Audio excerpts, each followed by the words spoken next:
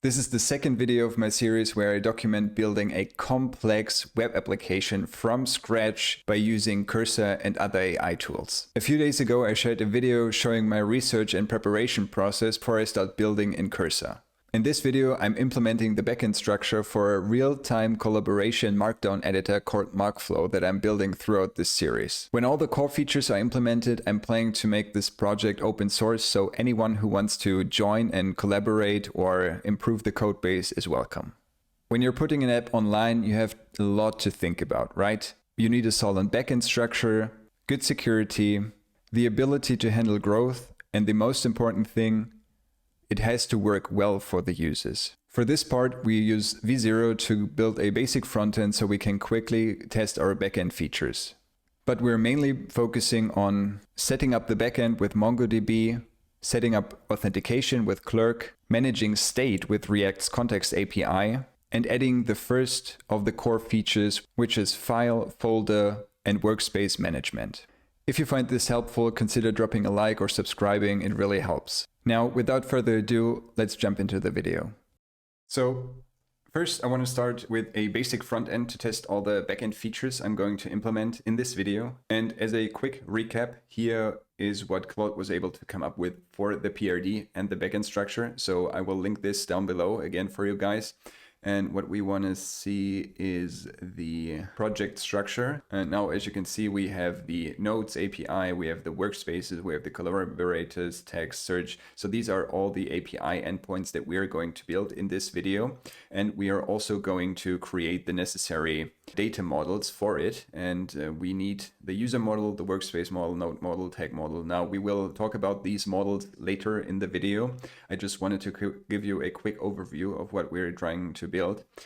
But before we head over to V0 and actually build the design, I want to show you a simple wireframe, okay? And for those of you who don't know what a wireframe is, it's essentially a simplified version of your final design to quickly get an idea of what your app will look like or could look like.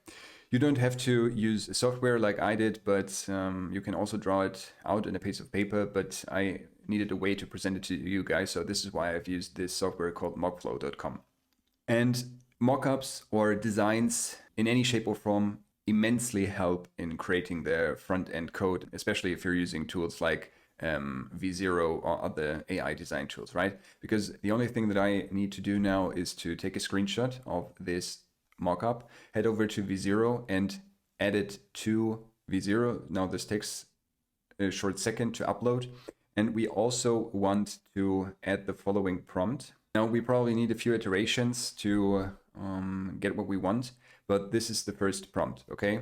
And I want it to build me the front end for a Markdown editor called MarkFlow, name in the top left. Above that, I need circles indicating the current collaborators working on the project, next to the workspace name, and next to that there should be a plus icon to let the users create a new workspace. It should have a collapsible sidebar and a split screen design. On the left, I want to have the text editor where the user writes the markdown, and on the right should be the real-time rendered markdown. The user should be able to edit the text in both windows. In the sidebar underneath the name, please put a search bar with the magnifier. So basically it's just a description of the design that we've uploaded, right?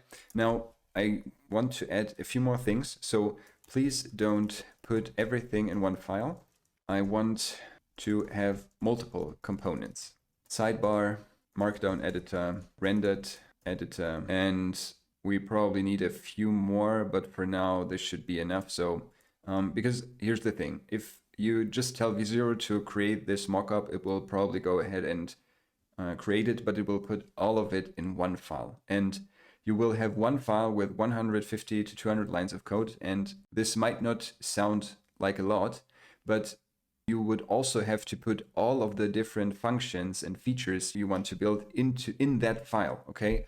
And as you can imagine, this would quickly increase the file size to multiple thousands of lines of code in the worst case. So this is why we don't want that. And it also makes debugging and maintaining the code base a lot easier. So now let's hit enter and give V0 a bit of time. And obviously we get an error, okay, because not all of the files are finished. So now as you can see, we still got an error. So this is why we want to copy paste the error and see if V0 can fix itself. Please find a solution, but keep all of the files. Okay, so because V0 could potentially fix the issue by just reducing the amount of files, but this is not what we want, right? We still want the sidebar, we still want the two editor components, and we want the app file. So let's see if it is able to come up with a solution without deleting any files or restructuring the code. So as you can see, this doesn't look really good. Let me quickly. So this doesn't match the screenshot at all. You can do better. Please make it look like in this screenshot while keeping the different files. And again, guys, it's just a matter of back and forth, right? We could have done it in one prompt just by pasting this screenshot and telling V0, just build me this, but this would be absolutely horrendous to use in Cursor. So this is why I'm gonna do it this way. And now, as you can see, we are nearly there, okay? So now it works. The only issue is that the workspace is not in the sidebar and we don't have the name MarkFlow at the top. But other than that, it looks pretty similar to what we want. We have the settings, we have the sign up, we can connect to GitHub. Obviously, all of these buttons are without any functionality whatsoever, but this is what we're going to build in this video. Now let's see if we can push the workspace part into the sidebar and also the name at the top. Almost, I want the name MarkFlow at the top of the sidebar, and above the name I want to have the, let's see what it's called, workspace. I want to have the workspace information as a standalone component. And usually it's a good idea to create a component of an element if it has a somewhat complex functionality, okay? Since the workspace information will also fulfill the task of adding a new workspace, it makes sense to create it as a standalone component. Let's give it a few more seconds. So I think we'll leave it at that. At least we got the MarkFlow at the top of the sidebar. I can just manually change the position of the workspace element inside of the code in Cursor. But for now, we have the first draft of our frontend. We'll probably change a few things throughout the video and reorganize the design, but I think this is a good starting point. Okay guys, so now that we've generated the front end with V0, we can actually go ahead and switch over to Cursor. Now, I've already copy-pasted the code so that you don't have to watch me do it. So the first thing that I did was I created a new project by calling npx create next app at latest. This created the project structure for me, as you can see here. And then what I did was just taking the code from V0 and pasting it into Cursor. Now I could have used the add to codebase button, and this will give you a comment that you can copy and paste into the terminal. But since we're using a different project structure, I wanted to manually copy paste the code. And now if you compare the project structure on the left with the project structure of our MarkFlow PRD, you can see that it's quite different, right? And this is because we haven't implemented any of the functionality yet. The only thing that I did was basically just pasting the bare front-end code into Cursor so that I can run this front-end in my own browser. Okay, now as you can see, I can type, but obviously we don't have any Markdown formatting whatsoever. It doesn't work, but we still have a user interface, so that's pretty nice. And really the only elements we need right now is the folders. So we need the plus sign so that we can create a new folder, and we need the new button sign so that the user is able to create a new note. And now we are going to create the database. And for that, as I've told you, I am using MongoDB, or to be more precise, the MongoDB Community Edition, because it's free. Okay, there are basically two ways that you could run MongoDB for free. On Mac, you just have to download the community server app, you install it, and you basically have a local version of MongoDB on your machine. The other option, and this is what I'm going to go for, is MongoDB Atlas, because as you can see here, the database is also offered as a fully managed service with MongoDB Atlas. Get access to advanced functionality, and the advanced functionality is what we need for our app. The full text search and we need data distribution across regions and clouds. Hey guys, so this is Daniel from the future. I quickly wanted to jump in to give you a more in-depth explanation of MongoDB and its advantages compared to a classical database. So before we actually start implementing MongoDB into our application. If you look at this graphic, it becomes quite clear what the specific difference is between MongoDB and the traditional databases, okay? Imagine you're organizing a huge library, and a classic SQL database would probably act like a very strict librarian. The librarian requires every book to have the exact same catalog card with fixed fields. So for example, every book must have an author, a title, a page count, and there can't be any exceptions. Now imagine if you want to add a new field. So for example, we want to add the genre of the book. This would require changing all of the catalog cards of all the books, because the librarian actually requires each book to have a very specific amount of fixed fields, right?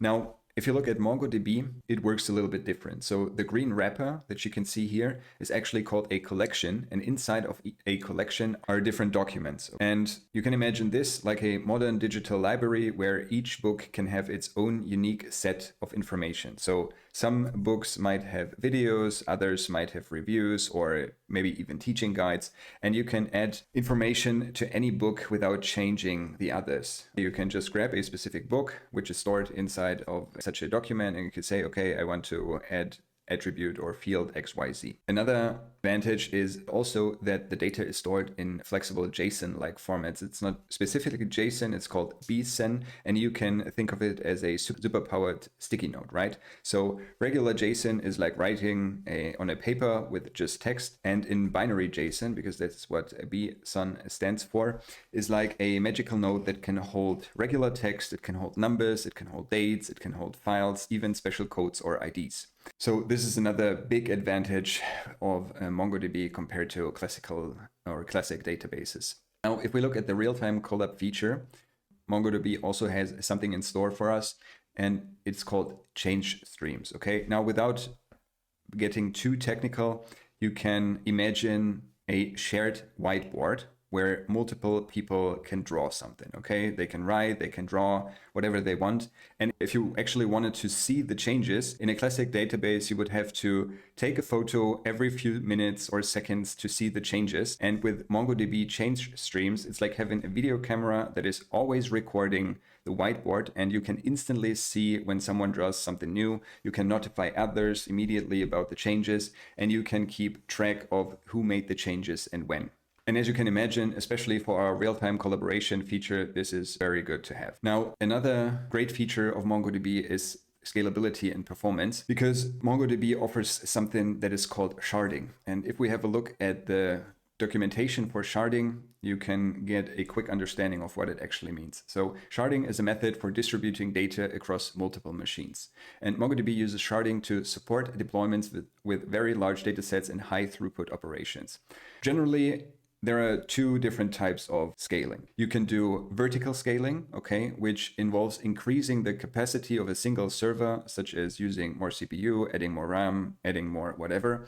But as you can imagine, especially if you use a cloud service, in the worst case, this can become quite expensive, okay? So this is why MongoDB uses the different type of scaling, which is horizontal scaling. And this involves dividing the system data set and load over aka the traffic, over multiple servers, adding additional servers to increase capacity as required. If you scroll down further, you get a visual representation of what a sharded cluster actually looks like. And to get to map this to our analogy with the libraries, you can imagine with the traditional approach, you would probably open one big library building that keeps getting more crowded as we add more books, right? And with MongoDB sharding, it's like opening multiple library branches across the city or across the country, and each branch, aka shard, handles a different part of the collection. Books are distributed based on what makes sense, like a topic or a popularity or whatever, and the central system knows exactly which branch has what type of books. And this is kind of the non-technical explanation for the sharded cluster, okay? Now, the last thing I want to talk about is the rich querying capabilities. And at the end of the day, this is nothing else than having a super smart search system, okay? You can run simple matches. You can also search for complex conditions with and or as a logical operator. You can have nested information. And we look at specific examples when we actually implement the search function. But for now, this is, I hope, a somewhat in-depth explanation, and it makes it easier to understand why I've chosen MongoDB as a database provider for this specific project. Now that we've talked about this, it's finally time to create the data models. And for that, we want to head over to mongodb.com and you want to click on Try Atlas for free. This should prompt you to create a new account. Okay, you can either sign up with Google or sign in. This will redirect you to your project's dashboard. Basically, you want to create a new project. I will call this MarkFlow. And we don't need any tags for now. We'll hit next. We are the project owner. We don't need any members or set permissions. We click create project. And now you are prompted to create a cluster. Okay, so let us choose our cloud provider, region, and the specifications. We'll hit create. And now, as you can see, we have basically 3 different options: serverless, M10, and M0. So for now, we want to go with the free version, and we want to call it MarkFlow 1. We want to automate the security setup. As a provider, we use Frankfurt is auto-selected, but I will go ahead and use a US server. And then I click on create deployment. This should take a couple of seconds. And now we are prompted to create the connection security. And for that, we have to add our IP to the project, which is done automatically, and we can change it later or add another one, a network access. And then we have to create a database user. Okay, so this is usually an admin. As you can see here, this first user will have Atlas admin permissions for this project. We auto-generated a username and password. You can use this or create your own. And obviously, I will go ahead and change the username and the password so you guys are not able to use it. But for now, let's just go with this. I will quickly save the credentials in another window. So we have the password and we need the username. And after we added the database user, we want to choose a connection method, okay? And for that, we basically have multiple options. The first thing is to use drivers. We can access the Atlas data using MongoDB's native drivers for Node.js, and we're going to do this. So we'll click on this. We will use the current up-to-date version, and now we have to do a few things. So first we have to run this command. We'll install MongoDB. And the next thing is that we need to add this to our .env file. So take this and we head back over to Cursor. We create a new file and call it .env. And we just simply want to paste it there. As you can see, the username and the password is already set. And we want to call it MongoDB_URI. We want to save this and click done. Now, the next step we have to do is actually implement the data models, right? And we could do this manually by going into our project, clicking on the MarkFlow project, and then we want to click on Browse Collections. And usually MongoDB creates a sample collection, as you can see here, sample_mflix, which is basically a small, I think, movie database. And as you can see, we have different documents, we have the movies, we have the sessions, and with an ID and the user ID, which is the mail address, and we have the JVT token, which is basically a form of authentication for each user. And we do need that too for our application, since we actually have to manage different users, and only authenticated users should have access to certain functionalities of the app, right? So this is something that we will add ourselves. And for now, we can just delete this sample mflix database, and now it is empty. So as I've said, we could do it manually, load a sample data set or add the own data, but what's the point of this, right? What we want to do is actually use Cursor to do it for us. So which is why we are going to use so we need the user model, we need the node model, and we need the folder model for now. Okay, so we'll open Composer and we'll tell it, okay, I want to create a database connection and also use and also create the API routes for my project. You can see what the project exactly is in add MarkFlow PRD. For now, I want to create the data models for the nodes, folders, and what was the third thing? So folders, users, and users. So for now, I want to create the data models for the nodes, folders, and users.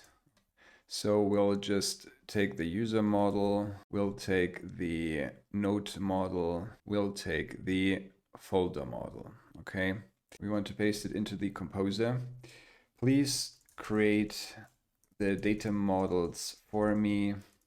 I want to use MongoDB as a DB provider. You can find the connection string in .env. Please create all the files and folders necessary so I can add the data models with Mongoose. And Mongoose is essentially the same thing as Prisma. It's a management tool that simplifies database querying. It makes it way easier to handle database stuff in for your application, okay? So for that, we'll hit enter and we'll see what Cursor Composer comes up with. Certainly I'll create the necessary files. So now we always need a connect.ts file. We usually create a new folder in the lib folder, as you can see, which is called MongoDB. There we have the schemas. We need the node schema, we need the user schema, and we need the folder schema. And it will also go ahead and create the different basic API routes for the CRUD operations. Okay, so as you can see here, now there is a thing. So it didn't create all of the files except for the connect.ts file. So it didn't create the folder, the node, and the user for some reason, but this is not really a big deal. So I will just do it manually. So we have the connect.ts. We'll copy that, paste it here. We still have to install Mongoose. This is why we get the error. So we have the user schema.ts, we'll paste it here. We have the node schema, we'll paste it here. We'll have the folder schema, we'll paste it here. And we do the same for the other files too. So now what we want to do is install Mongoose, and this should hopefully resolve all of the issues that we have. So this is the Typescript error. We can neglect this for now. We still have to fix this later on. So MongoDB URI, do we have the name, the correct name? Yes, okay. So now, since we've done that, we can open Composer again, hit accept all. And now we want to see what Cursor has to say. This setup provides a solid foundation for working with MongoDB in your Next.js 14 application. Using Mongoose, you can now start building your application's features on top of this database structure. Okay. So and now I want to check if everything is working. So this is why, okay, I want to check if everything is working properly and new data is actually added to MongoDB backend, and I can look at it in my dashboard. Can you please give me sample data for a node and tell me how to push it to the database using Mongoose and the current implementation of all the models, And again, if you don't know how to do stuff, you still have to know what questions you have to ask, right? So as you can see here, certainly I'll provide you with sample data for a node and show you how to push it to the database using Mongoose and the current implementation of your models. So first, let's create a sample node data. And obviously, if we look in the where is it? Models. So we have the title, we have the content, we have the workspace. Now the workspace currently is a string. Okay, obviously we want to change this to a more readable name, like, I don't know, please subscribe or YouTube videos or whatever. The author is also just a string for now. We don't have any tags, it's not archived, and we have a version 1. This is for the version control, right? So now to push this data to the database, you can use the post method in your source API nodes route app, okay? So we have the API nodes, and here we want to use this function. Here's how you can test it. So first, make sure your MongoDB server is running and your application is connected to it. You can test this using a tool like Postman or by creating a simple test script. Here's an example of how you might do this using the Fetch API in Next.js. So this is a basic example for the fetch request, and you can trigger this test by navigating to API test in your browser or by sending a GET request to this endpoint using a tool like Postman. And so what we want to do now is we actually want to test it in the browser in our Next.js application, okay? And for that, we have to open API and test. Obviously, this site can't be reached because it doesn't exist yet. So what we do is, as you can see, we have a new folder now inside of the API folder called test.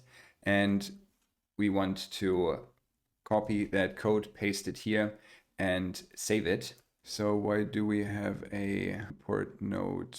Let's see what the problem is to resolve. Is the it's in the news. Okay, so we don't really need this for now. We'll just save it. And now if we go back to localhost 3000, first we need to start the development server. Now we should see our basic front end. And now if we enter api.test, of how to create node. Okay, and let's see what the problem is here in the terminal. Now, let's make this a little bit bigger. And we get the error creating node, failed to parse URL from API/nodes. Okay, if you don't know why you get this error, you want to copy this and paste it here. Now, obviously it says invalid URL. And so then we want to paste this here. I get this error. Please explain step by step and fix, make it work with my current project structure. So we'll hit enter. I understand the error you're encountering. The issue is related to how the fetch function is being used within the server-side API route. Let's break down the problem. The error occurs because fetch API node is trying to make a relative URL request within a server-side context where the base URL is not defined. In a server-side environment, like an API route, we need to use absolute URLs for the fetch request. Okay, to fix this, we need to modify the source app API test route file to use an absolute URL and also handle the request directly. Now, if we look back at the test route, you can see that it did some changes. So for now, we want to hit save all. We want to switch back over. We want to refresh this. And now, as you can see, it works. Node created successfully. My first node content, and we have the workspace number and also the tags. And if we go back to MongoDB and we hit refresh, we should see the first node. And there it is, okay? Now we have the nodes document, and inside of the nodes document, you can see the first node with the different attributes. Obviously, we can't see it inside of a browser yet because we haven't implemented this functionality that you can display nodes from the backend in the front end. We still have to do this, but for now, we'll just do the same. So we'll hit accept all. Okay, so before we finish implementing the data models, we need to do Clerk Authentication. And for that, you head over to clerk.com, you click on sign up, you create a new account. You can either use a Google account or your GitHub account if you have one. And then you will be redirected to this page.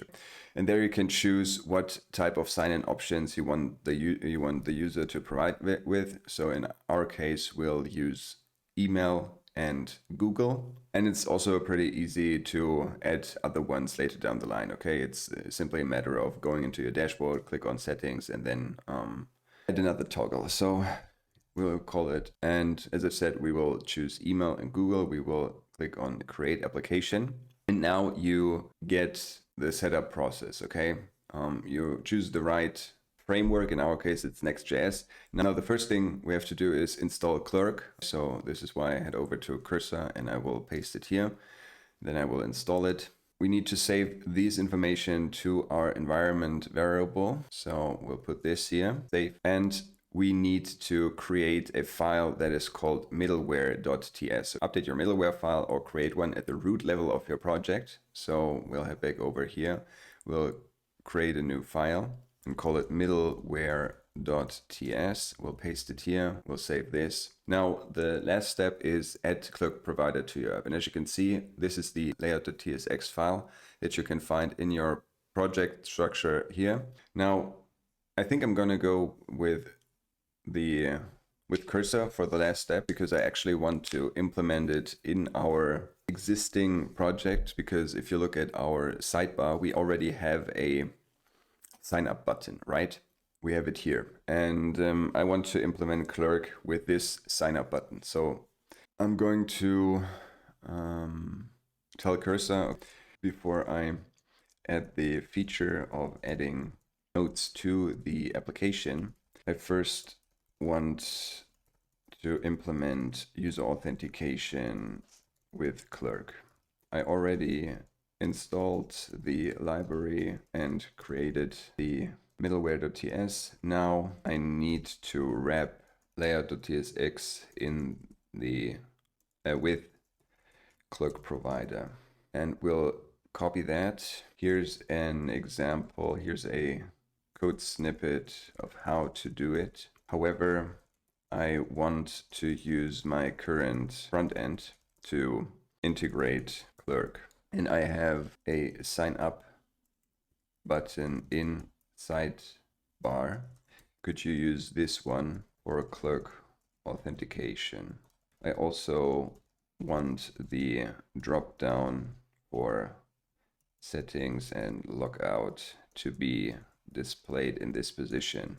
Because usually if we would take this, we would have the sign up button usually at the top right of the page, and if we sign in, we get a user profile picture that we can click on, and then we can log out. And I want to have that here down below. Okay, now please also use Clerk docs for best practices and make it work with my project structure without deleting or changing any features or files.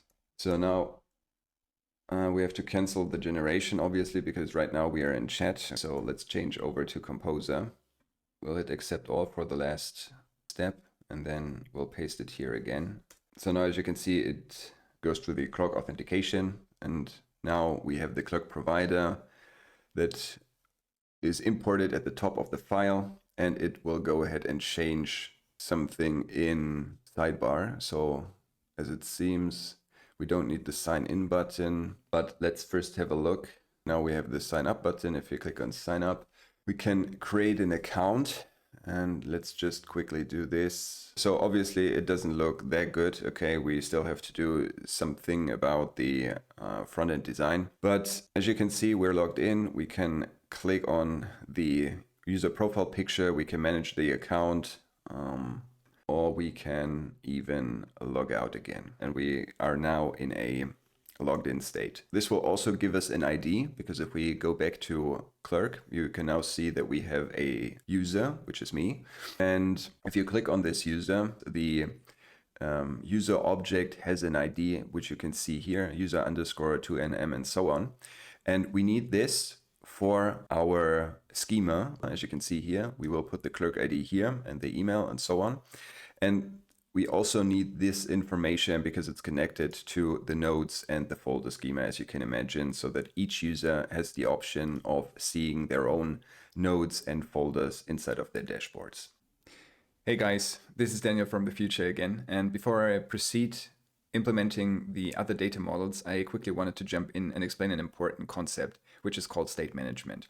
So in a React application, we often have to share information between different parts of our app or between different components. If you have a look at this graphic on the left, we have our app, and this maybe consists of different components like the header or the main content, where you can find different buttons or list elements where we display information in the front end for the user to see, okay?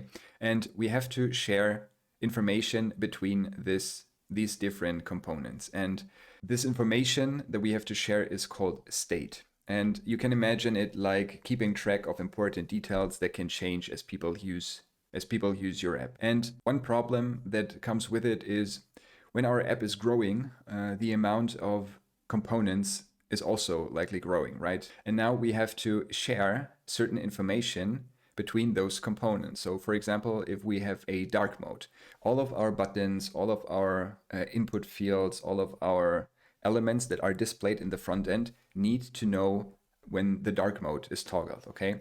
And usually, if you don't use a state management library, for example, React's built-in context library, you would have to pass this information manually to each component. And you can imagine if you have like 50, 150, 400 different components, and you would have to pass the information regarding the dark mode to every single component, this would be horrendous to maintain, and you would make mistakes quite easily.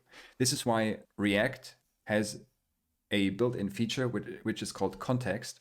And you can imagine context like a billboard, okay? We still have our app with the different components, but now there's some central place where we store the information about our state.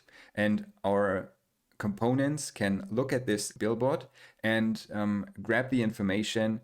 And this way it becomes much easier to handle the state or the information of our application, because we only have one single source of truth. This makes our code cleaner and easier to manage, and we don't have to keep track of passing information through every level of our app. So this was a very non-technical explanation, but I hope this was clear. And now we'll head back over to Cursor again to finish the different data models. Now we want to head over to Cursor and ask it to implement the track context. Okay, and for that, I simply ask, okay, now I need you to implement context for my app.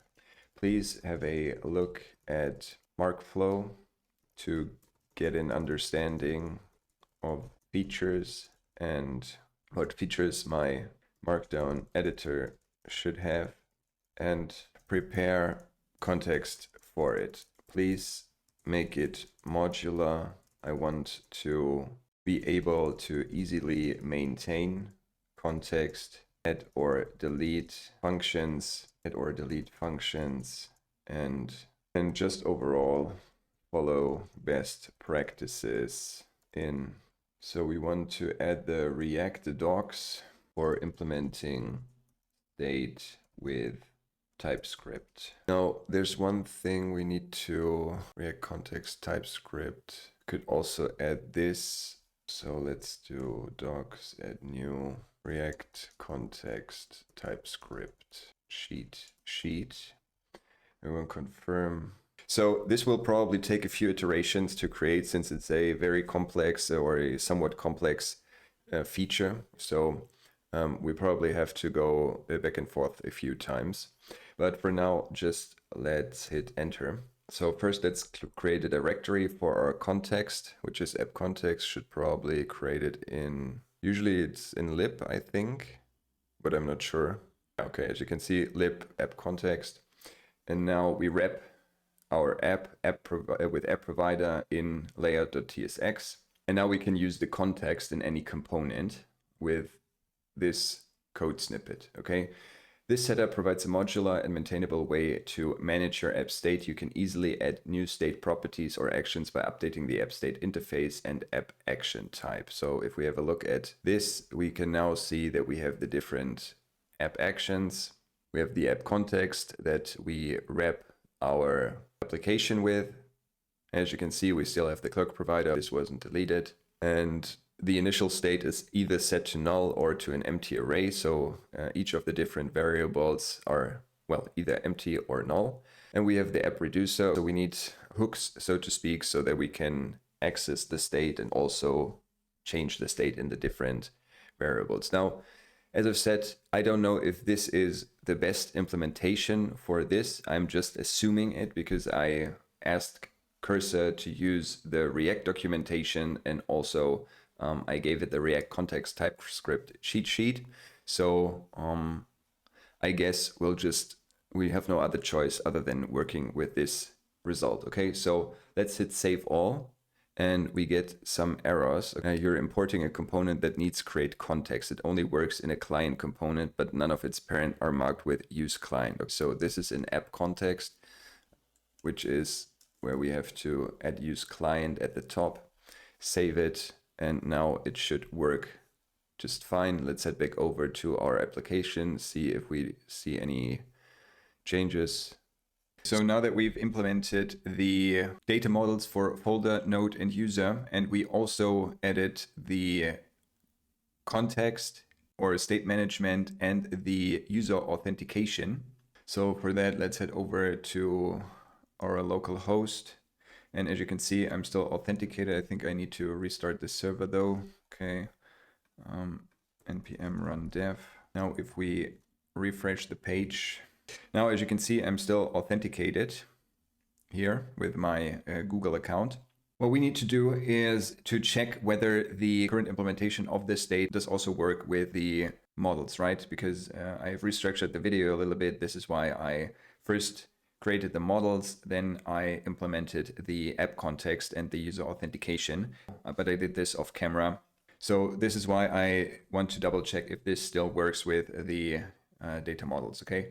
This is why I use the new prompt, okay? So does this implementation of state also work with my current implementation of MongoDB? Please just tell me instead of going ahead and changing anything. I haven't fully implemented all MongoDB models and API routes for CRUD operations yet. And we want to hit enter and want to see what cursor comes up with. Yes, this implementation of state using React context can work well with your current MongoDB setup. We have the separation of concerns. The state management and database operations are separate concerns. The text manages the client's side state, while MongoDB handles server-side data persistence. The state structure in app context, nodes, workspace, folders, etc. aligns well with the data models you typically use with MongoDB, and so on. Now, what we have to do is to implement the other data models, right? Because we started with user model, we started with the node model, we started with the folder model, but we still need the tag model, we need the workspace model and all of the other stuff. So this is why we ask Cursor to do it. So we are finished for now with the backend or database setup, and we can actually start ahead and give the new node button the feature of adding a new node to specific folders. So for that, that's great. Now that I've implemented state management with React context and user authentication with Clerk, I want to go ahead and update the current data models, but also add the remaining ones that you can find in MarkFlow. The remaining data models are, so we have workspace, tag, collaborator, version, comment, session, change, and that's it, right? So please go ahead and create the new folders and files inside of MongoDB. So this is the folder. Also update the current models and schemas to work with my current implementation of Clerk and app context. Don't work on anything else, only change the necessary files for that, and don't delete or change any of the other features and functions we have so far. So again, this is a somewhat complex task, and we probably need a few iterations for that one. So let me quickly close all the files. Only have the MarkFlow open, and we'll hit enter and see if Cursor will break our app or if it still works after this. So we'll hit enter. Certainly, I'll create the remaining data models and update the existing ones. So we have the workspace schema, text schema, collaborator schema, and if we compare this, so we have name. Let's see, we have the split right, and we need the MarkFlow. We have the collaborator model, and this has user, workspace, role, required, and joint at last access. So this should work. And it created quite a lot of files. So now let's update the existing user schema to work with Clerk. So user schema, let's look at the user schema. Where is it? These changes are necessary. MongoDB schemas and models for your MarkFlow application, aligning with your app context and Clerk implementation, the existing current setup. Remember to import and use these models in your API routes and services. Okay, and this is something so if we look back, it still works. Nothing is broken. Obviously, we still have this error regarding the one of my Chrome extensions, but I will resolve this later on. Now let's hit accept all for now.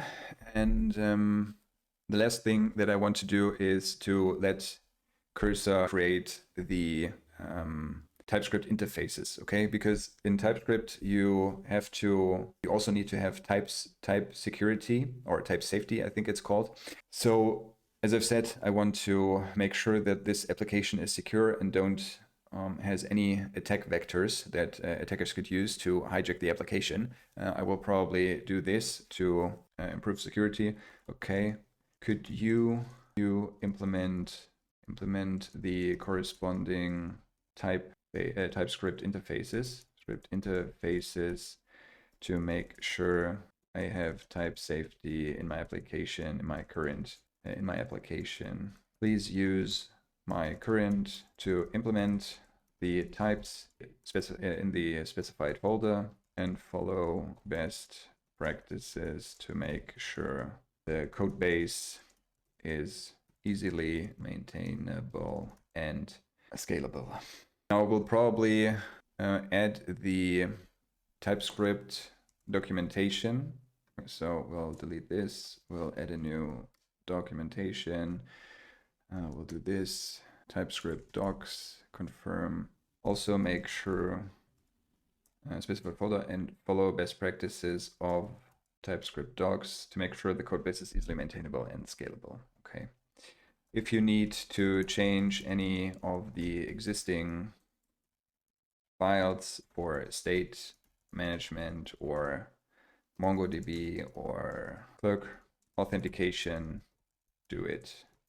Walk me through it step by step. So we'll hit enter, and after this we will commit the changes to our main branch so that we have the first big part of the application and can start implementing the functionality. Okay, the first thing that I want to add is actually give the new note button a feature or a functionality that if the user clicks the button, a modal will open, and then he has to fill in the required information to actually create a new note. And let's see what Cursor has done. Okay, so now let's update. First, let's create a new file in source types index to export all our types. Types index. Okay. To use these types, update the MongoDB schema files. To use these types, for example, let's update Workspace schema. It seems that it only updated the Workspace schema and not the other things. Repeat this process for all other schema files using the corresponding types. Update the model files to use the new types, for example, workspace.ts. Workspace.ts. Okay. If you're using Clerk Authentication, you might want to create a custom user type that extends Clerk's user type. Update your API routes to use these types. Okay. We'll hit save all. We'll hit accept all. Now we're still logged in. We don't get any errors, and we want Cursor to do the other changes for us. Okay, please also make the other changes to the other models and schemas. But for now we want to check import Mongoose from Mongoose. Okay, this is not really an issue. We just have to delete it because it's actually never used inside of the file. So repeat this process for all other schema files using the corresponding types from types. Okay, please also make the other changes to the models and schemas. If you're using Clerk for authentication, you might want to create a custom user type that extends Clerk's user type. Okay, seems that it already has done that. Okay, we'll hit enter. Now it should go through each and every file, change collaborators, comment, and so on, and update the schemas, the models and also the schemas. This should take a while because there are actually quite a few files the Cursor has to change. Now we'll hit save all. Now one thing is that it looks a lot cleaner, but these changes ensure that all your MongoDB schemas and models are using the TypeScript interfaces defined in types. This will provide better type safety and consistency across your application. Remember to update any imports in your application that were using the old model. Also make sure to update any API routes. Now, obviously, we have to delete this, but we will do it later. But I wonder why it didn't change the schema of all files. Okay, it seems that you didn't change all schema files. Can you please explain why that is? Don't we access types inside of those files? No need to write code yet. Just explains. We'll hit enter. You're right to notice, let me explain. Existing changes, we've already updated the main schemas, node folder, user, tag, and workspace to use the types of add types. These are core models of your application. The other schemas, change, session, notification, comment, version, and collaborator, were not explicitly changed in this round because they weren't part of the initial set we focused on. However, you're correct that they also should be updated for consistency and type safety. You're absolutely right that we should be accessing types inside of these files. Each schema file should import its corresponding types. Okay, yes, please proceed with updating the remaining schema files to use the imported types. Okay, now as you can see, you always have to double check Cursor's work, right? Because it obviously makes mistakes, or maybe it doesn't understand one of the queries that you, one of the questions that you ask correctly. Now, as you can see, probably all of the different files should be read because we're still importing Mongoose. Now I will delete this import off camera because it takes too much time to do it on camera. But now we have the correct imports. Repeat this for all other model files, session. If they haven't been updated, these changes will insert. Okay, so we'll hit accept all. Okay, now do this for all other model files too. And we'll hit enter. Certainly, and now we'll go through version, collaborator, comments, notification, session. I think folder, it already, yes, okay. So these changes ensure that all MongoDB models are using the Typescript interfaces defined in types. This will provide better type safety. Okay, remember to update the imports in your application that we're using the old model names. Okay, now we'll hit accept all for now. And now I will quickly delete all of the import statements. And after that, we can finally implement our first feature, which is adding a new node. We also want to check whether the new schemas and also the types and everything really work. So this is why I want Cursor Composer to update the test route. If you remember, we used the test route to push a sample node to the database. And now I want the author to be the actual user that is currently logged in. Okay. And for that, I ask it to, could you please update the route to see if the type changes and everything work correctly? The author should be the current user that is authenticated with Clerk, so use the user ID. Now, unfortunately, this was the result. And if you look at what Cursor was doing, is it actually didn't use the state management that we implemented, right? Because you can't see any auth, any context being imported to the file, and it basically just has just hallucinated and just used a standard version or a standard way of implementing this feature. So this is why I rejected the change and I said, okay, I'm not sure if you use the implemented state management solution for it. So if you didn't, please use it to make the change. And now the second version has imported the context provider and they use amp context. If we look at our file, we can see use app context, and we can see the, where is it, app context provider. This is another hallucination. Okay, so we still need a few more iterations to make it work, because after I saved the second iteration, I got this error, which was clerk.auth was called, but Clerk can't detect users of Clerk middleware or the deprecated auth middleware. Please ensure the following. And now I will be a little bit more specific with my prompt, and I will tell Cursor, okay, please fix the issue. Keep in mind that we've already implemented state management in, what's it called? It's called app state management context with app context. And we also implemented the schemas and models, and we implemented Clerk Authentication with middleware.ts. So please use my current code base to fix the issue, use all of the current implementations. And if you need to create new files, for example, hooks for state management, to actually add the clerk user ID to the route. Where is it? Test. Because that's what I want to, that's the change that I want to make, right? I want the author to have the value of the user ID inside of Clerk. So which means if we're going to go into Clerk and we go to the dashboard and we look at the user, okay, so we have the user ID, which is, we edit here. So the user ID is user_2nm and so on. And we want this value to appear here in our database. So this is what I'm trying to do. And this is a somewhat complex task to somewhat complex problem to solve, because by now we have quite a few files, okay, the cursor needs to take into account. And usually, again, this needs a few iterations until we can make it work. So please fix the issue. Okay. Now let's see if it was already good enough.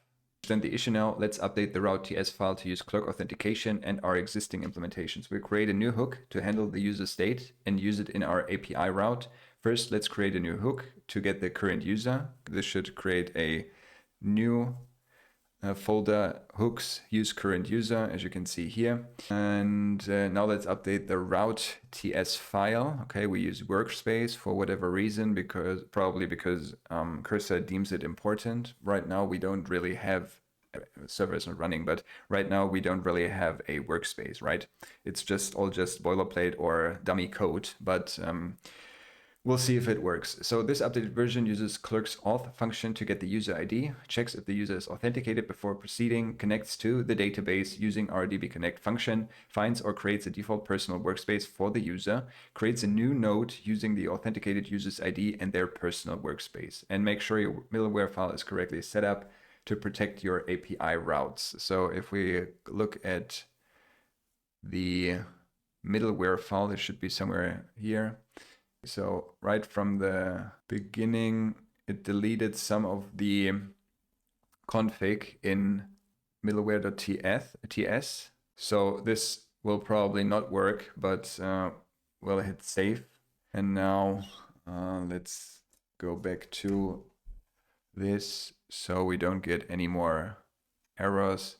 And what we want to do now is call API test. The page isn't working. Okay, we get another error. Attempted input error auth is not exported from Clerk Next.js auth. We'll hit reject all again, and we'll copy this, and again we'll paste it here. Now also make sure that you don't change unnecessary files like middleware or other important ones. Use Clerk docs for best practices and to avoid any beginner coding mistakes. Walk me through your solution step by step. Now we'll enter. It should again create a new hook inside of our hooks folder. So if we look at the route, we still get an error. Let's see if it's imported from Clerk Next.js server. This could fix the issue, and we'll go to our application, and then we have API test, still an error. Okay, so what's the issue? Yeah, okay, so it also, we reject that. We'll hit save. So let's quickly restart this server. npm run dev API test, and we still get an error. So this time Clerk auth was called but can't detect usage of Clerk middleware. Okay. Again, we'll hit reject all. Please make sure that you don't break the authentication and that you use the correct best practices for Clerk. use clerk docs.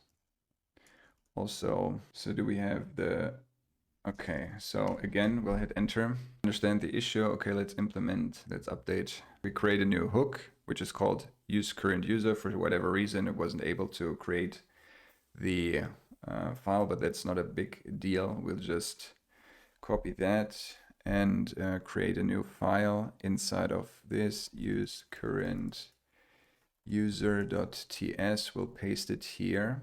And this is actually a server. We'll save composer, save all. And then we check again. So we are still authorized or authenticated. API test, we probably get another error. Yes, okay. Is it still, okay, attempted import error auth is not exported from class.js. So I wonder if it is enough if we would just add this, probably not. But at this point, we don't really have any other choice than to test this. Clerk auth was called, but can't detect usage of middleware. Now, you know what? I will do this and hit accept all, and we will give cursor the next error and kind of work through it step by step. So again, this is kind of the trade-off that you make if you want to use AI, right? It doesn't get things right from the start. And well, now I get this error. Please fix and explain step by step. Also, you don't really use the use current user hook, inside of route. Again, please use React, where is it? And React as much as possible for best practices. Did we miss anything? So again, don't break, delete, or any of the other features and files we have so far. Only work on fixing the error so that it is resolved. So again, I apologize for the confusion. Okay, and it's again messing with middleware.ts. The configuration ensures that the Clerk middleware is applied to all routes, including API routes, except for public routes and any routes starting with API public. Now let's update the test route to use correct Clerk Authentication method. Now we use getAuth, still use getAuth. We still don't use the hook. Okay. We import getAuth instead of using auth. We pass the rec object to use the user ID. I have installed this and the server is running, obviously. API test. Okay.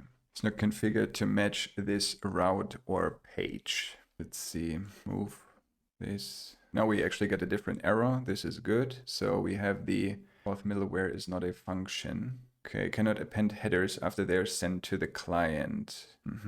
Auth middleware is not exported from Clerk.js. Let's see, middleware. Is it server? Maybe. Auth middleware is deprecated. Okay, let's quickly check with Clerk. So we want to open the docs, clerk.com. We want the docs. We want Next.js, Clerk middleware. So for whatever reason, cursor keeps messing with. So we don't have access. Okay. So we get something, as you can see. Cast to object ID failed for value at path owner for model workspace. Okay, this is great. So let me quickly, so we'll hit accept all for now and we'll restart the server just to get a better, just to see the error a little bit better. Okay, so we'll open this and now again, we want to go to API test. So this is the error, cast error. Okay. Cast to object ID failed for value user type string at path owner for model workspace. Now we'll take this error and we'll paste it into things. Now this is the next error. Please fix and make the necessary changes without deleting any of the features we have so far. Now, please step by step. And I figured it has something to do with our type implementation because off camera I had an error. I got an error inside of the index.tss file of the types, which I think affected the created at, but for some reason this has nothing to do. I don't think there's probably something like a type mismatch or something like that. I don't know. Certainly, the error you're encountering is due to a mismatch between the Clerk user ID format and the MongoDB object ID format. Let's walk through the solution step by step. So the Clerk user ID is not compatible with MongoDB's object ID format, which inspects a 24-character hexadecimal string. Update the workspace schema. Update the workspace model. Update the node schema. These changes should resolve the cast error you were experiencing. The main idea is to use the string IDs consistently across your schemas and types, which allows you to use Clerk's user ID directly without trying to convert them to the MongoDB object IDs. So I'm not quite sure if this is a safe thing to do, because usually inside of your MongoDB database, each element inside of a document should have a object ID. So I don't know if this will change anything or mess with this, but for now we'll hit save all and we'll restart the server again. Let's see, localhost, and now API test. This worked. Now if we head back over to this, we should see the collection in a second. Maybe I need to refresh this page. Now we still have the test collection, right? Because that's what we called it. We have the nodes collection, which has an ID, and we have the author of user underscore to NMIZ and so on. So this is great. And we also have a workspace that has a ID, and the owner is user, so on. Okay, great. So now we actually implemented the database integration, and we can at least add messages, okay? Now what we have to do is to use that functionality from the test route, and let me quickly head over to localhost 3000. Now what we have to do obviously is we have to add the feature to the new node button, because if you remember, there was just a test. I'll hit accept all. I will definitely add this to my GitHub branch. So as you remember, where is it? So we have the app API. So this was just a test, right? But what we want to do now is to actually make it work for a specific node. And for that, I have to update the API route a bit, because actually what I wanted to happen is I want to add, I want the user to click a button, then a modal appears where he can add the nodes information that we need to be able to add it to MongoDB. And after clicking create inside of the model, the file should appear inside of a workspace. So let's go ahead and do this.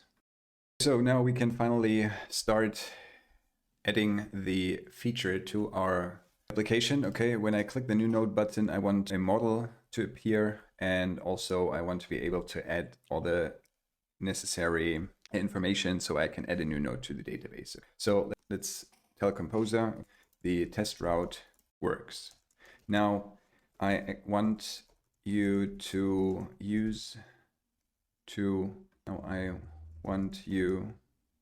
to add the first feature, which is actually letting the user add a new document to MongoDB. For that, please use the current implementation of the data models. So we need the current implementation of the data models and schemas, and also my current implementation of hooks, and what's the last thing? The context and context. Now here's what I want you to implement. Whenever the user clicks the new node button in sidebar, I want a modal to appear. You can use a component for that, which prompts the user to add the necessary info like name, workspace, etc. As I've said, please don't write generic code, but make this feature work for my application. Walk me through it step by step. So we'll see if there's already, or it's already enough for Cursor to create this feature. So we have to add a dialog. We can do this here. So we'll copy that and we'll paste it here. We'll add the dialog. Now, new node model is created inside of our components probably. Where is it? New node model. Okay, here it is. So update the API route for creating nodes. This should be inside here.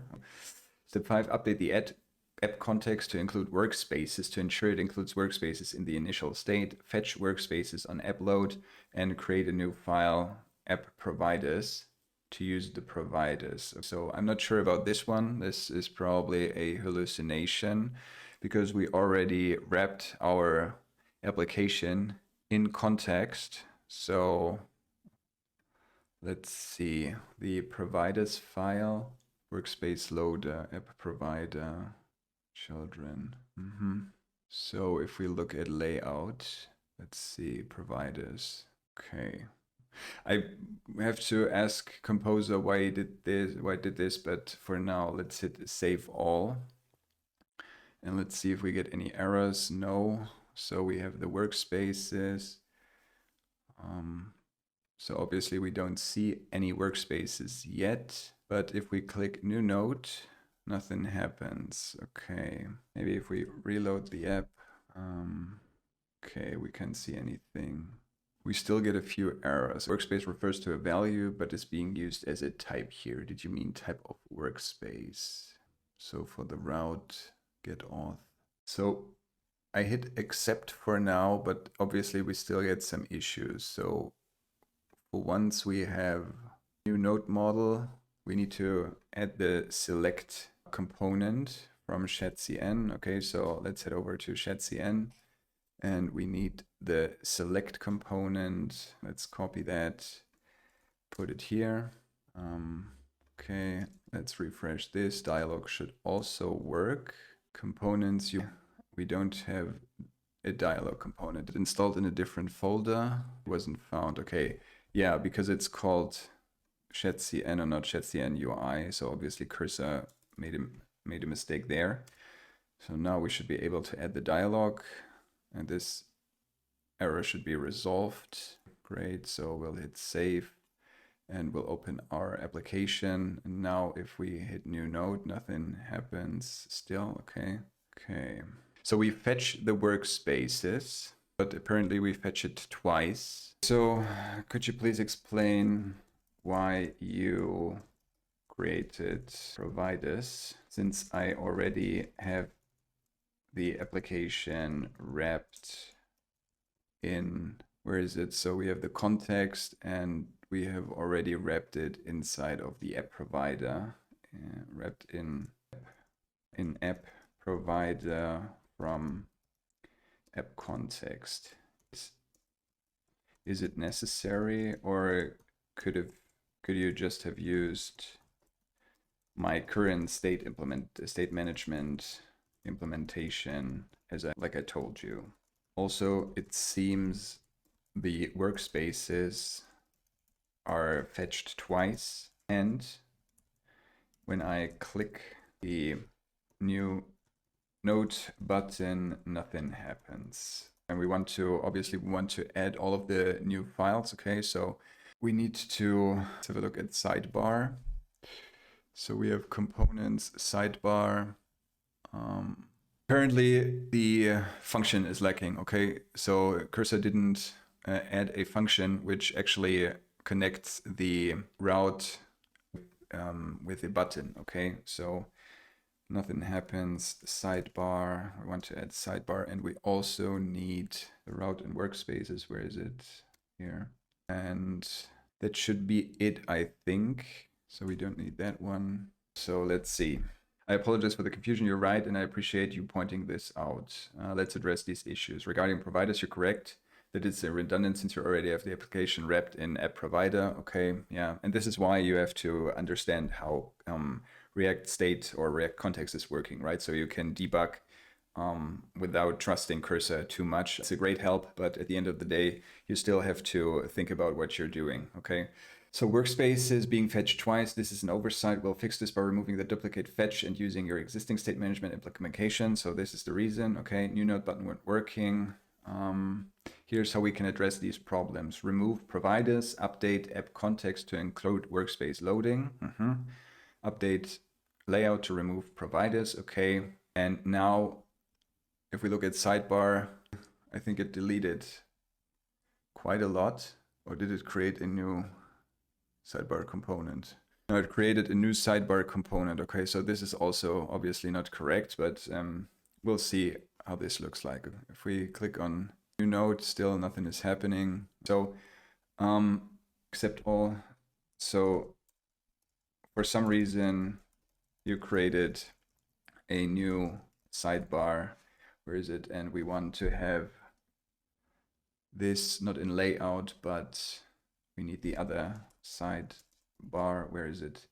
So for some reason you created a new sidebar, but this is not correct. Please use sidebar and it's inside of as the correct one. Please update the code and make it work with the correct sidebar component. Sometimes these things happen, right? So usually now Cursor should go ahead and delete this sidebar component, I think, and it should work with this. So right now we should see the changes take effect. Okay, yeah, new node model. So, and now as you can see, we have the function on click that is triggered once the new node button is clicked, and we can now delete this sidebar element. So let's check if it's working now. We can open this, and this is a new node, and we also want to select a workspace. Right now we only have personal workspace, so if we check MongoDB, we have personal workspace. So fetching the workspace from MongoDB also works, everything is connected, but we can't see it on the front end yet because we haven't implemented this feature in the sidebar, okay? But if we click, this is a new node, nothing is happening, or does it? No. Is the node actually created inside of this? So let's see. Loading document. This is the content of my first node. No, okay, nothing happened. So, but this is not a problem, so we can accept all. Okay, now opening the modal works, and it seems that the list of workspaces, so if we look at the workspace route and we define the user ID, and then we try to find the workspace which belongs to the user ID. So I think this is correct. So, and it seems that the list of workspaces for that user is correctly fetched inside of the modal. However, when I click the create node button inside of the modal, nothing happens. I want the new node to appear in the sidebar, and obviously we want to, so is it inside of a folder yet? No, it's not inside of a folder. And again, guys, this is really why you want to think about your data flow, right? So let's think about it together. We create the new node, and the workspace should usually be pre-selected, right? So if we create a workspace, we are inside of this workspace until the user specifies or chooses another workspace. Now, the thing that we want to choose for a specific file is the folder. So the current implementation is not really what we want. So let's give Cursor the workflow. So I want the new node to appear in the sidebar. Here's the workflow I want you to implement. So the user is inside of a specific, what's it called? Inside of a specific workspace. Unless he chooses a different one. So when he clicks the new note button inside of the sidebar, and it's this one inside of the, which is the correct sidebar. So we have the sidebar in layout, here it is. The modal opens, and this is correct. But I don't want the user to choose the workspace since this one is fixed. He should be able to choose the folder inside of the current workspace. So for that, I want you to do two things. First, add the correct workspace name to the top of the sidebar component, and it's this one inside of the, I think we already have a workspace sidebar inside of workspace info, so the user knows in which workspace he currently is. Now, after choosing the correct folder, the file should be created and saved to it. Please also add error handlers so that the application checks whether or not the folder exists. Please come up with a good solution to combine choosing a folder, to combine either choosing an existing folder inside of the modal or creating a new one. So this will probably be too difficult for Claude, right? But we'll see if it can handle it. Let's implement this workflow step by step. We'll modify the new node model, sidebar, and workspace info components. Update the API route for creating nodes. So first, let's update workspace info. And now we have the current workspace name, or no workspace is selected. I mean, it deleted the different avatars for the current users, but it's not really a big deal. We just make another component out of it later down the line. So the new node model, the sidebar is updated. Let me quickly check. So we don't need this one. The sidebar is updated. Okay, we use app context. So apparently this is not used anywhere in the file. So I don't really know why it added the use app context. Update the API route for creating nodes to handle folders. And so we have the nodes route to handle folders. Okay. And create an API route for creating folders. Okay, so we should get another. Okay, that's great. Now we'll hit save all. We probably get a bunch of errors and we have a lot of problems so that we need to resolve. But it seems, so no workspace is selected. We want to click new node and we want to create a new folder. We want to call it my first folder, I don't know, whatever. My second file, and we want to create node. So 404, okay.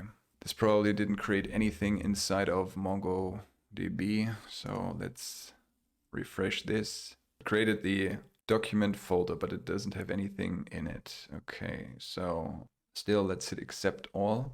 Now if I click the create folder button inside of the modal, I get a 404 in the console, in the terminal. So let's have a look at the API folders route. Workspace find by ID. Okay, so this is because no workspace is selected, and this is why we can't push a folder to the workspace, right? So we have the workspace, which is personal workspace, but this is not selected. So this is probably due to the fact that no workspace is selected. However, we currently have one, let's see, yeah, okay. We currently have one workspace in the DB, which belongs to the authenticated user. Could you fix the issue. Maybe pre-select the current folder workspace in the database. So let's see. I still don't like the current implementation so that we select an existing folder. It's a weird user experience. I have to come up with a different solution, but for now, just for testing, it should work. So now let's update the workspace loader in app providers to set the current workspace. And obviously that is again not correct. We don't need the providers.tsx file. We only need cursor to work on the app context. But let's see. So we click new node. We want to create a new folder, and it's again called my first folder, my second file. We click create node, and can we see anything inside of? No. Okay, can we see the node? We can't see the node either. Okay, so we'll hit accept all. I don't know why you will still use providers. I told you that I already have a state management implementation and a wrapper for that, and a context wrapper with, what's it called? App context. Please make it work with app context so that I can delete providers. I don't need that file. Currently it's, so we'll hit enter again, because now all of the logic is inside of providers, right? And I mean, where is the layout? And we don't even use providers inside of layout anymore, okay? So this is why it doesn't work. Now, apologize for the confusion, you're absolutely right, and we should use your existing app context TSX for state management. Let's remove providers and integrate the workspace loading functionality directly into app context. And if we look at app context now, let's open it. There we have it. Now here we have the current workspace functionality. So now you can delete app providers file as it's no longer needed. The workspace loading functionality is integrated directly into your app context. To ensure everything works correctly, make sure layout file is using the app provider. Okay, so we'll hit save all. We'll delete the file once I find it. Okay, here it is. We want to delete it. Yes, move to trash. And again, save all. Switch back over to our local host. Now we get a error. Okay, so let's hit accept all. Let's refresh. We use this, and it's a new node modal. Here it is. So where's the arrow? This is the arrow. After applying the changes, I get this error in my application. Please fix and walk me through it step by step. So hit enter. The error is occurring because state.currentWorkspace.folders is undefined. This is likely because the workspace type doesn't include a folders property, and this can be, so we'll have the types workspace. Where is it? And now we added a folders property, as you can see. Let's fix this issue step by step. Now update the workspace schema. We have to update this too, okay. And now hit save all. So for the folders, we get a route. Okay.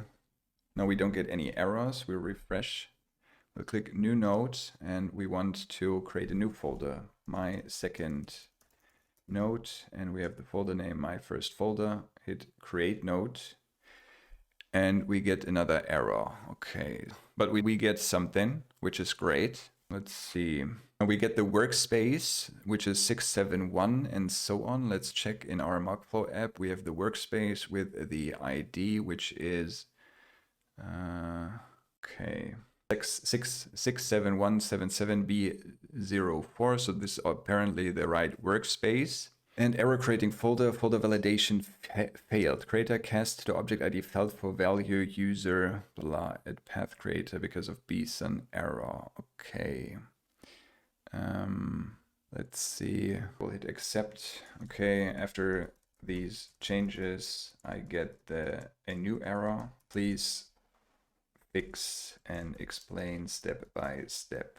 Now we'll hit enter. I apologize for the oversight. The error you're encountering is due to a mismatch between the expected data type for the creator field in the folder model and the actual data being passed. First, let's update the folder schema to accept the string for the creator field. Now let's update the folder types. We've changed the creator field in the folder schema. So let's look at the folder schema.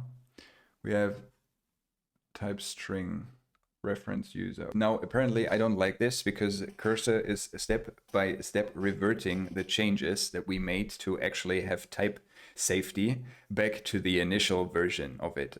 And we probably have to fix this again, but I'm not really sure if this is so easy. So let's again hit save all and we will reload. We now have the personal workspace, so this works, and we want to create a new node again.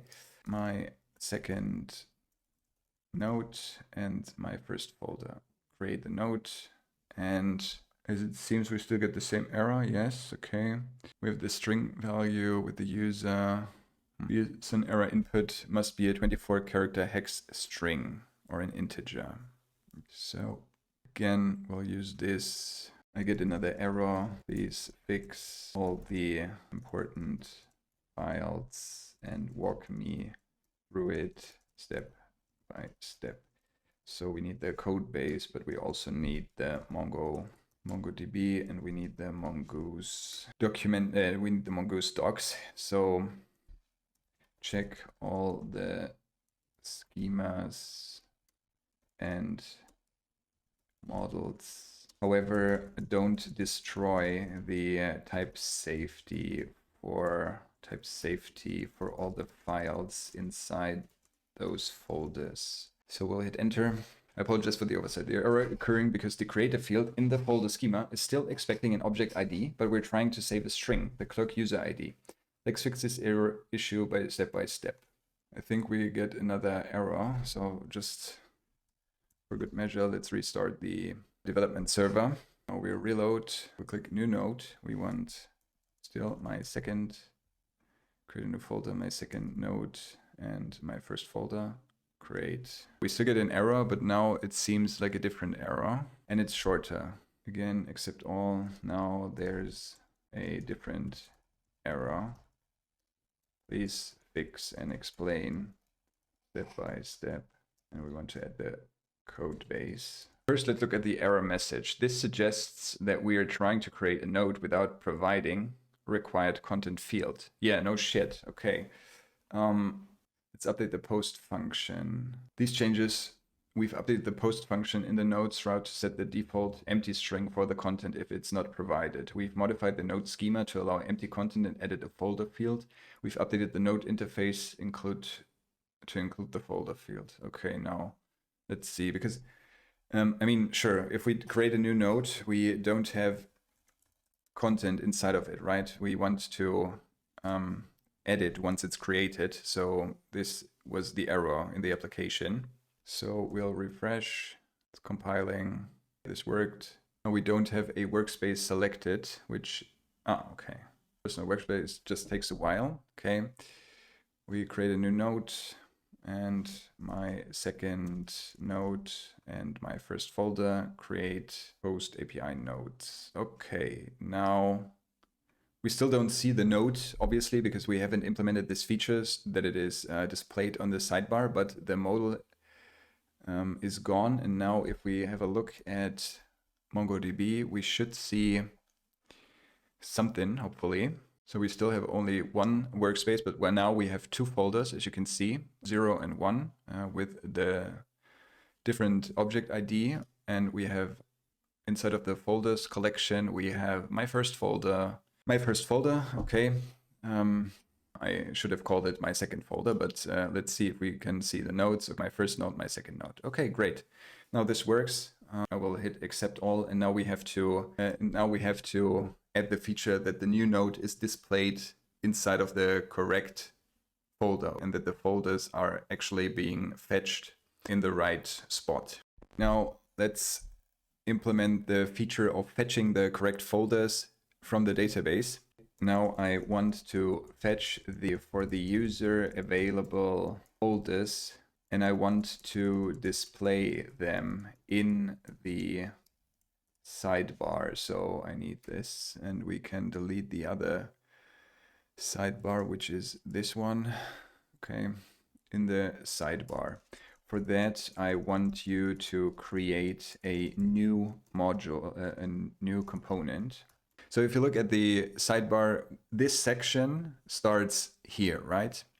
And I mean, we could implement the fetching feature inside of the component, but that's not really good because we want this component to actually use the folders route to fetch the folders, okay, to make it secure and use coding best practices. So for that, I want you to create a new component and link it to the correct API route. I still want to have the same design as I currently have, just import the component in the right spot inside of sidebar. So, and we'll see, this is probably a little bit of a shallow description, right? Maybe Cursor can already work with this. So we'll add the code base, we'll hit enter, and we'll see. So it should create a new component. I don't know, maybe it's called folder list. This should be created inside of the component folder. Here it is, folder list. Okay, now let's update the sidebar component to use the folder list component. And it should delete all of this underneath the H2 and simply import the folders list.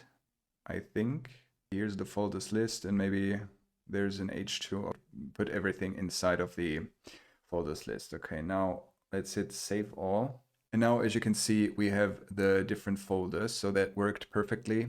Obviously, both are called my first folder, which is kind of whack, but maybe we can delete the first one, which has no files in it. Okay, so if we hit this delete, it should also disappear inside of our application, probably, if we refresh. Yeah, okay. Now I still need a way to show the nodes, right? I will display them in all nodes, but I also want to make the folder. So I'm not really sure what is it called collapsible? Okay. So let's head back over to Cursor. We'll hit accept all. Now, as you can see, it uses the API route, folders workspace, and uses the state with the current workspace ID. So that's nice. We use the app context. Everything works as expected. Again, we will probably make another git add and git commit.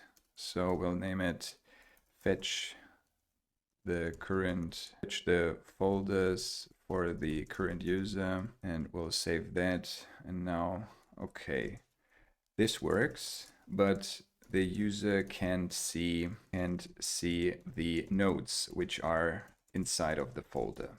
Could you make it so that the folder is clickable, and when opened, the folders, the nodes in this folder, when opened, the nodes in this folders appear with indentation underneath it. But please don't create a new component from scratch. Folder list files, work with folder list. And if you can also use shadcn components. Shadcn. Sometimes I have difficulties explaining what exactly I want, so I hope this was enough for Cursor to understand. Okay, now we'll see what it comes up with. We probably have to do a few iterations of this one. Certainly, I'll create a new component called folder tree view that will replace the current folder. This new component will allow for expanding folders to show their nodes with indentation.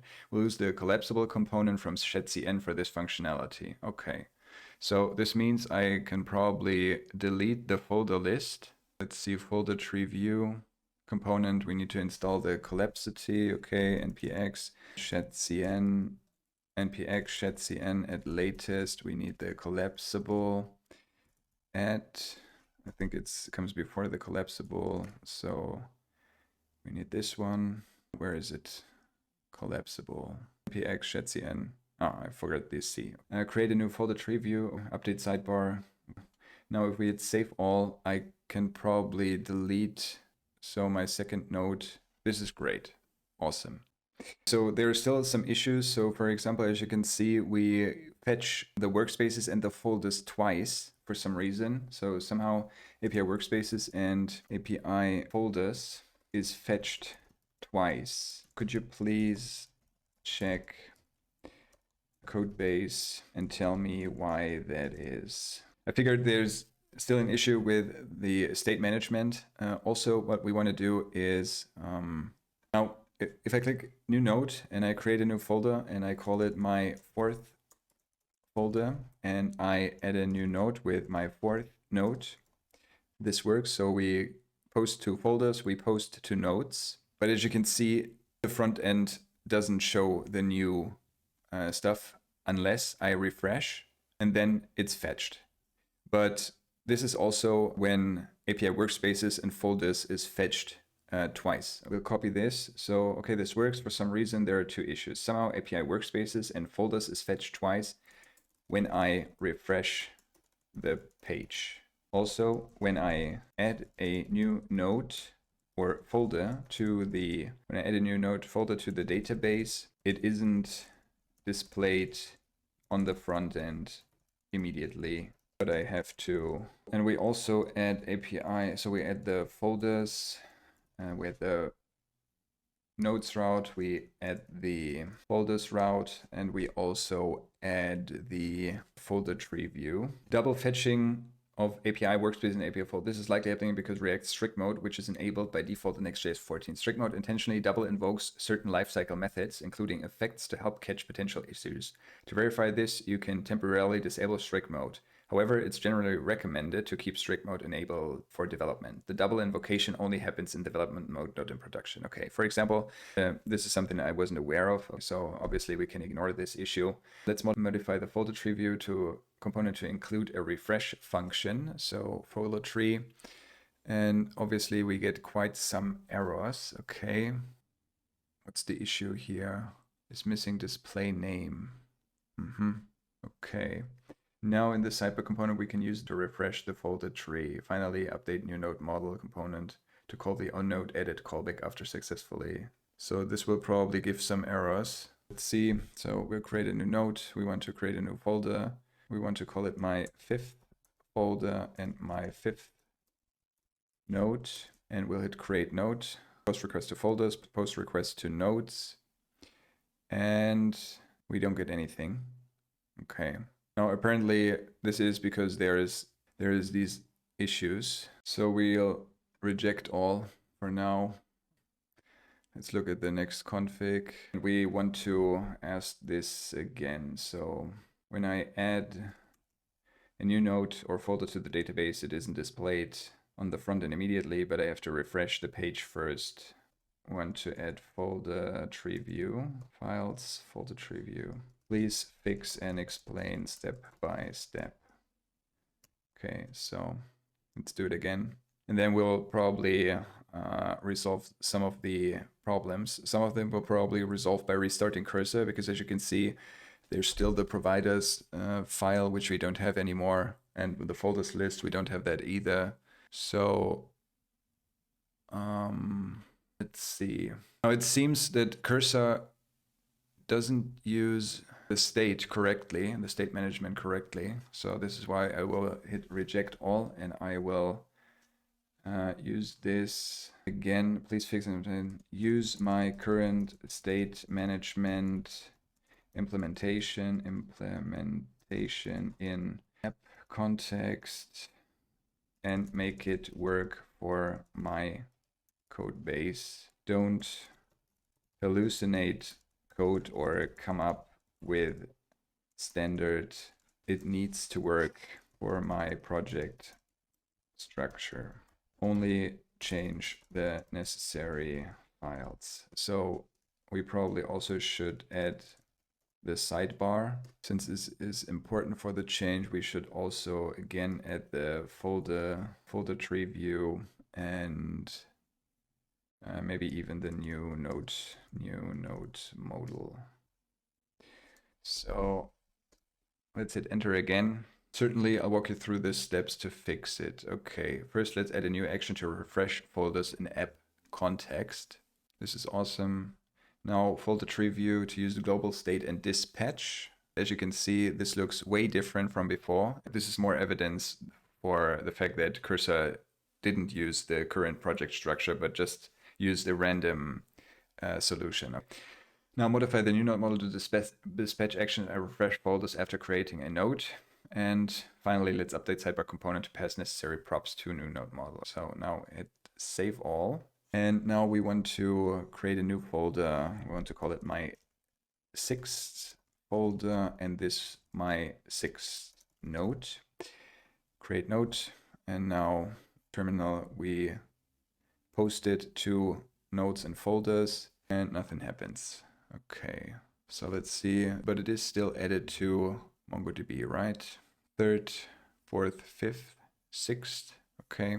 But I can see it when I refresh the page, right? Oh, okay. So here's the problem.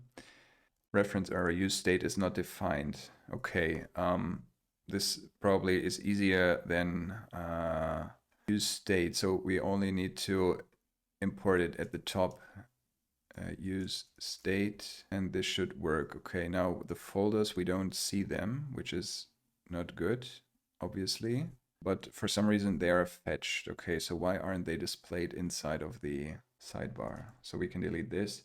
Okay, for some reason I can't see the folders anymore inside of the file tree and folder file tree in sidebar. Could you please check and fix, explain step by step, please make it work for my code base. State management with app provider and only change the necessary files. And again, we want to hit enter. Certainly, let's go through it step by step. Analyze the folder tree component. Instead, we should use the folders from the global state. Okay, yeah. No shit. So we still are in the personal workspace, which is good. Let's hit save all. Compiled, it fetches the folders, but it fetches the folders all the time. Now, apparently, this is not what we want, right? We only want them to be fetched if there's a change inside of this state and not the whole time. Okay, let's do it, accept all. We're fetching it all the time, okay. But for some reason, the app keeps fetching the folders, even if there aren't any changes in state. This is apparently not good. We only want to refresh the folders list if the user made changes, aka created a new folder or file.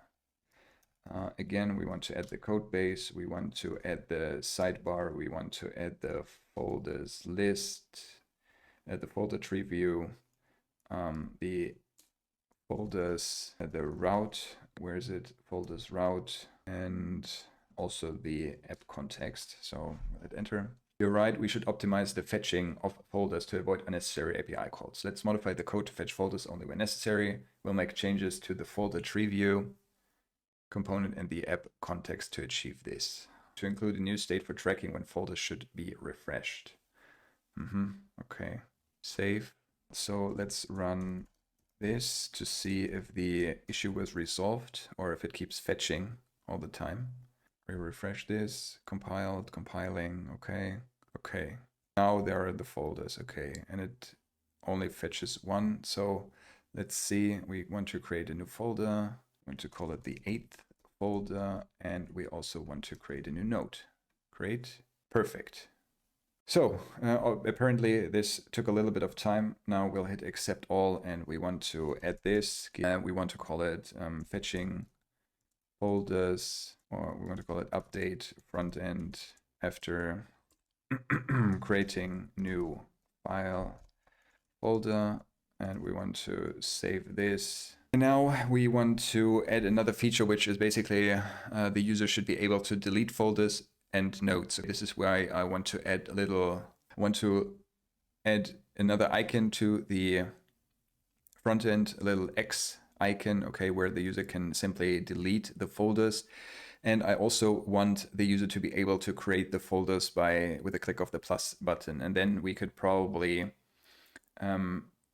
change this user experience. So to add the next feature, which is the delete sign next to the folders and also the nodes, we want to go into cursor and say, okay, this works now.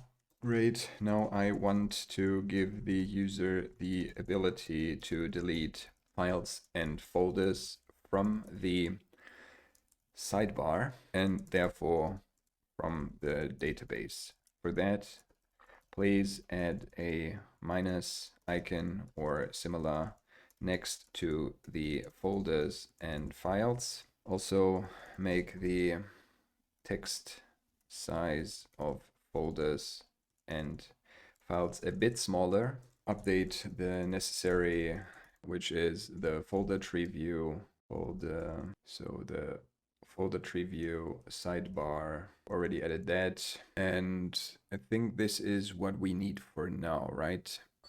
Okay, make sure that it works with my current code base. Please also use my implementation of app context. If you need to create a new hook inside of hooks, please do it and update app context accordingly. Don't work on any other features or functions. And we'll hit enter. Update the folder tree view to add the delete functionality, folders and files, adjust the text size and integrate it with your current app context. So let's have a look at folder tree view. This should add anything, I think, around here. Hopefully Cursor chooses the right Tailwind CSS class, because I wanted to be underneath the plus sign. Okay, so we probably have to do justify between. Let's see.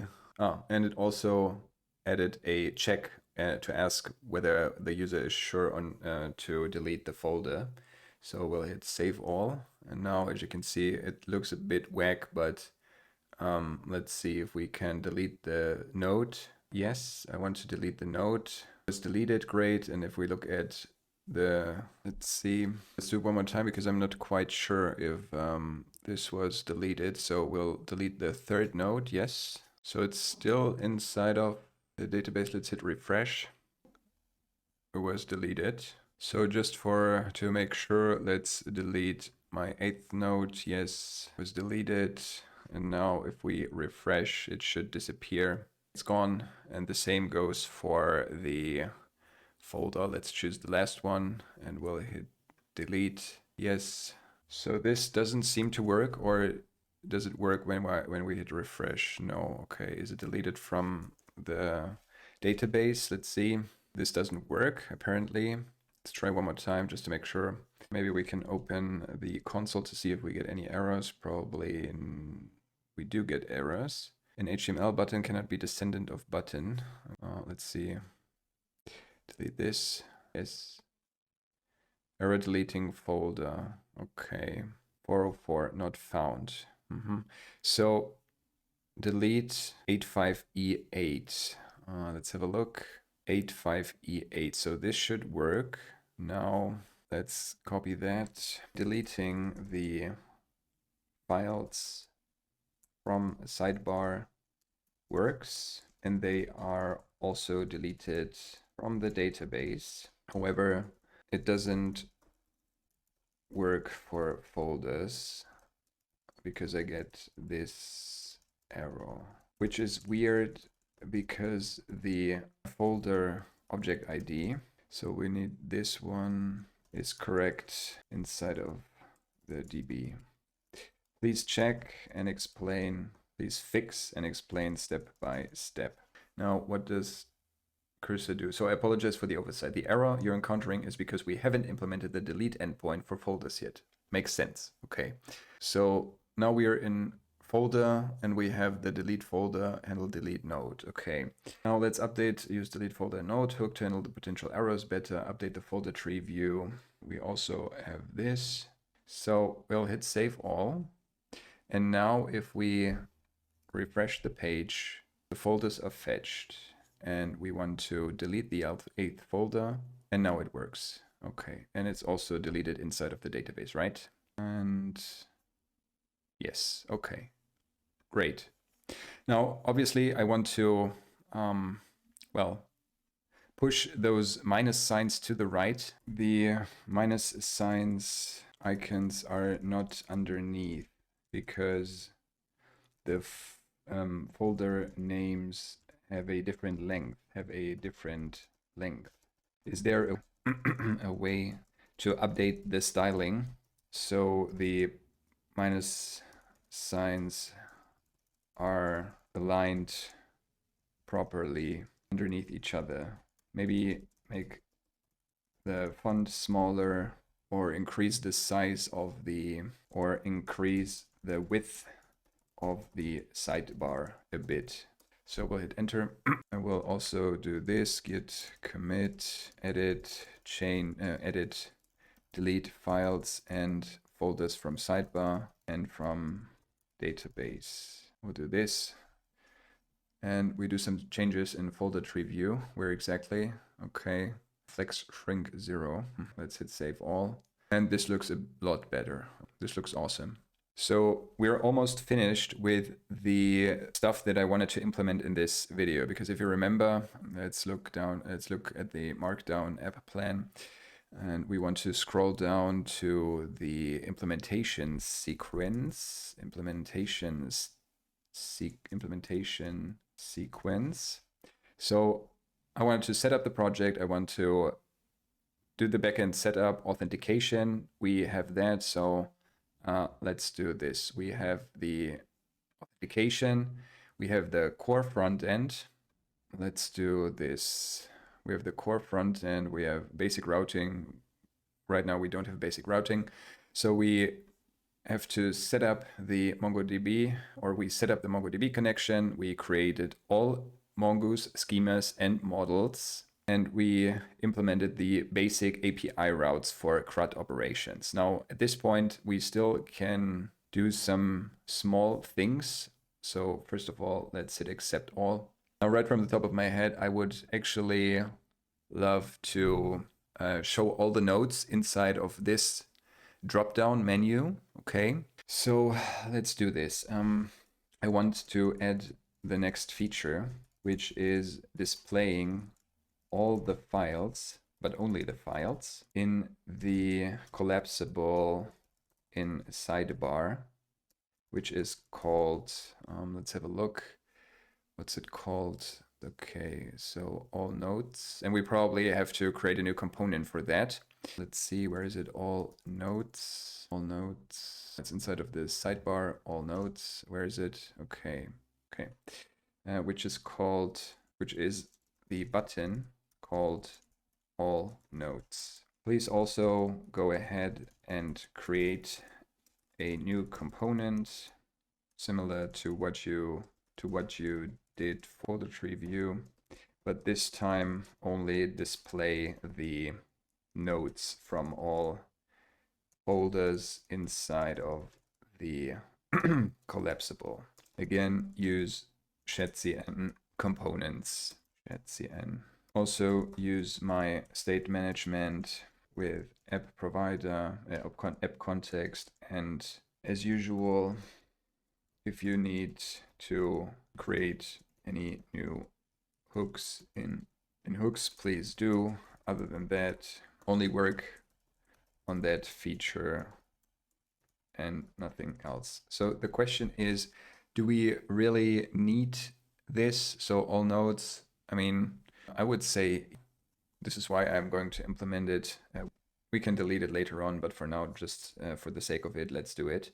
And please replace the current button element in sidebar with the component you created to display the notes. We'll hit enter. Certainly, I'll create a new component called all notes view to display all notes from all folders inside a collapsible inside a sidebar. Here's how we'll implement this feature. So we'll create a new component. Where is it? All notes view. Here it is. It uses the app context, which is great. And now we'll update the sidebar to replace this part with all notes view. Okay, this is nice. We still need a few more features, like for example, we need to be able to make the notes a favorite. I'm not really sure how we do this, but let's see if this works. So obviously we can, okay, it even added the specific folder where the note is in. Okay, this looks nice. Obviously we still need to increase the padding on the right a bit to give it a bit more space, but other than that, looks pretty good.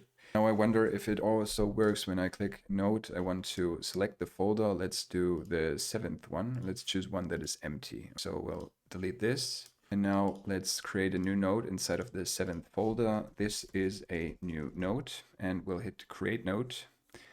Now we haven't implemented this feature yet. Let's see. Nope. We'll hit Accept All. This works too. Great.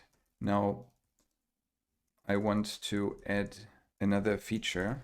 Right now, the user can only create a note when he also creates a new folder.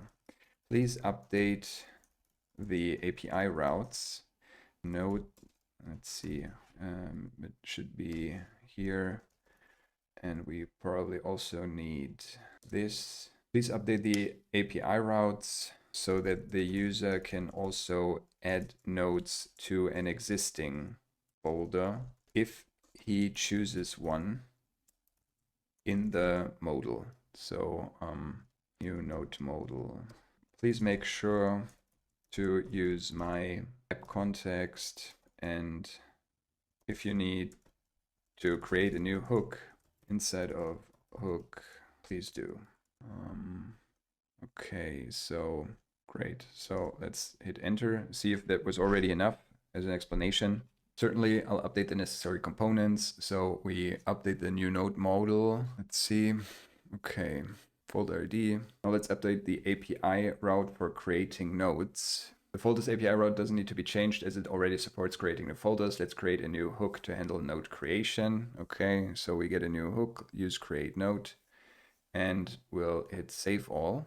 And now if we go to new node, again, we want to choose the 7th folder and we want to give it the name. This is a brand new node. Let's hit create node. Now this works too. Awesome. Now we probably have to add some, how do you call it? Some input sanitization, okay? Because we don't want an attacker to be able to execute code inside of here or use special characters to create the node name or folder name. We only want him to be able to use like ASCII letters, right? So this is something we still need to implement, but for now, let's just hit accept all and we'll do another git add and git commit. And this will probably be it for this video. So in the next video, we are going to tackle the next few features, for example, Workspace and Node Management. I want the user to be able to create a new workspace. And also we will implement the Markdown Editor. We will go over the security of the API routes that we've implemented so far. And we will also fix some bugs. I will put this at the beginning of the next video. And after that's done, we will start with the next steps, because soon we will implement the real-time Collab setup. And I'm really looking forward to it because this is the first time that I'm doing this. And I hope everything works without any problems. Okay, see you in the next video.